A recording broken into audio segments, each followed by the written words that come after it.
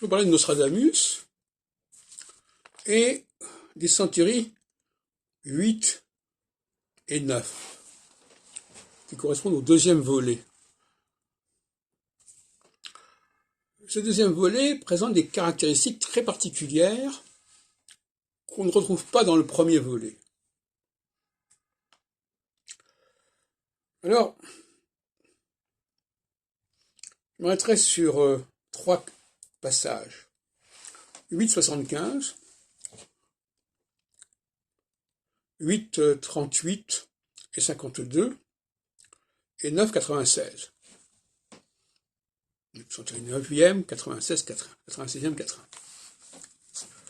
Dans ces quatre cas, nous pouvons retrouver des sources de ces quatre. Dans le cas de 8,75, il s'agit d'une source qui appartient à la littérature de Nostradamus. Et donc, mais qui n'a pas été identifiée en général, parce que cette source de Nostradamus est assez peu connue. Elle est assez peu connue. Elle figure dans l'almanach pour 1562 et dans l'épître Apicatre.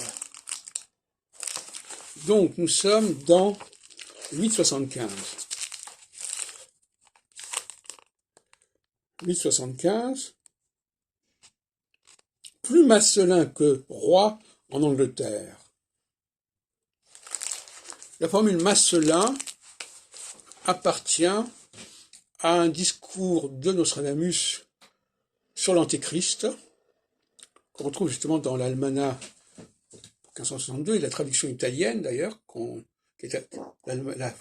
l'original imprimé français est perdu, mais la traduction italienne est même conservée à la Bibliothèque nationale. Marcellin est une déformation de Marcellin, et dans le texte de Nostradamus, il est indiqué que on devrait plutôt parler de Marcellin que de Marcellin, ce qui est un jeu de mots italien, parce que Marcellino, ça veut dire boucher. Ça, c'est un premier point. Donc ça veut dire que la centurie 8 a puisé certaines de ses sources dans un almanach, dans une épître Apicatre. Deuxième cas intéressant, ce sont les passages anti-judaïques que l'on trouve dans 8,38 et 52, notamment la question du roi de Blois en Avignon régné, qui est une façon de mettre en question la politique pontificale envers les Juifs. Mais c'est pas ça tellement le problème, c'est que c'est une formule qu'on trouve chez Antoine Crespin. Et la question qui reste posée, c'est de dire, est-ce que c'est Antoine Crespin qui a copié les centuries, ces 88, 38 et 8,52, parce que la formule roi de Blois en Avignon régné, elle apparaît deux fois, ou bien est-ce que c'est l'inverse? Est-ce que sont les faussaires de la centurie 8 qui ont puisé dans la prose pseudo-nostradamique de Antoine Crespin?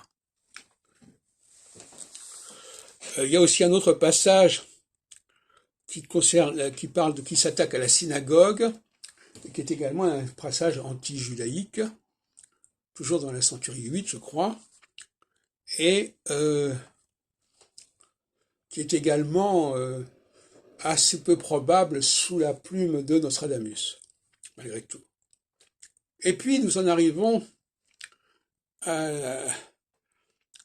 la 9e centurie, 96 notamment, où on a tout un discours sur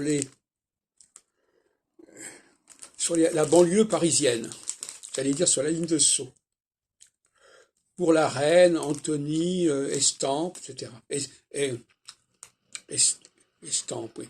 Et surtout, Chastres. Alors dans Centurie 996, on a Chartres, qui renvoie au couronnement d'Henri IV de 1594. qui se déroule à Chartres. Mais dans l'original, qui sont la guide des chemins de France, de Charles Estienne, comme ça a été signalé par Chantal Yaroutsos dès 1987 dans la revue Réforme, Humanisme et Renaissance.